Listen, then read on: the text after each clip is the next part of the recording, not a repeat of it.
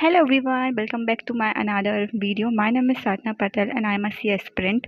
तो आज कोई स्टडी ब्लॉग नहीं होने वाला है। आज मैं तुम लोग के साथ कुछ मिस्टेक्स शेयर करने वाली हूँ जो कि मैंने मेरे प्रीवियस टाइम में करी थी और बहुत से लोग करते हैं। तो जो मैंने करी थी, रिवीजन ना करना, मतलब जो हम डेली पढ़ रहे हैं उसको रिवाइज ही ना करना। मैं बोलूँगी कि तुम जो डेली पढ़ रहे हो उसको एटलीस्ट 1 घंटे में रिवाइज कर लो कि तुमने जो 4 सब्जेक्ट पढ़े हैं उनका थोड़ा-थोड़ा जो तुमने जो आज पढ़ा है उसको तुम एक बार रिवाइज कर लो।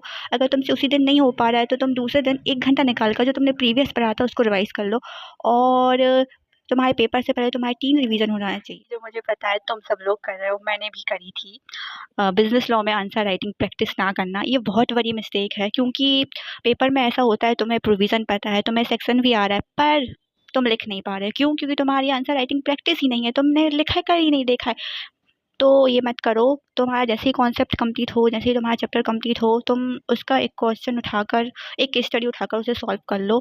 इससे क्या होगा कि तुम्हारी आदत बन जाएगी। लॉ का पेपर लेंदी आता है और बहुत से लोगों का छूट जाता है। क्यों? क्योंकि वो उनकी स्पीड नहीं होती है। अगर तुम आंसर राइटिंग प्रैक्टिस करोगे तो तुम प्रोविज़न लिख-लिख कर देखोगे और तुम्हारी स्पीड भी बन जाएगी। तो प्लीज़ आंसर राइटिंग करना। सेलेक्टिव स्टडी, बहुत से लोग सेलेक्टिव स्टडी करते हैं, मतलब टॉपिक के हिसाब से स्टडी करते हैं। मेरा मानना ये है कि तुम लोग अपना 100% सिलेबस कंप्लीट करो, सेलेक्टिव स्टडी मत करो, क्योंकि तुम्हें नहीं पता है कि कौन सी चीज़ कहाँ से आने वाली है, कौन सी चीज़ इंपॉर्टेंट है, कौन सी चीज़ इम्पोर्टेंट नहीं है।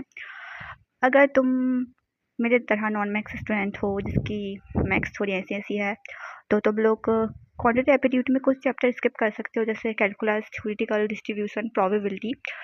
मैं बोलूँगी थ्योरेटिकल डिस्ट्रीब्यूशन और प्रोबेबिलिटी के भी तुम ईज़ी वाले टॉपिक्स एक बार देख कर जाओ। वेरी कॉमन मिस्टेक, मतलब आरटीपी पीवाईक्यूज को सॉल्व ही ना करना। हाँ, स्टडी मटेरियल इज़ मस्ट, वो हमारा फर्स्ट है, पर उसके बाद हमें आरटीपी पीवाईक्यूज सॉल्व करने चाहिए। और क्वांटिटेटिव एप्टीट्यूड में तो ये बहुत ज़्यादा हेल्पफुल है, तो ये मिस्टेक मत करना। और अगर तुम सेल्फ स्टडी करते हो या तुम बाईटी से पढ़ रहे हो तो आई जस्ट सजेस्ट कि तुम मल्टीपल टीचर अप्रोच मत करना। एक टीचर, मतलब 4 सब्जेक्ट है तो 4 अलग-अलग टीचर पकड़ लो, बट एक सब्जेक्ट के लिए एक ही टीचर रखना।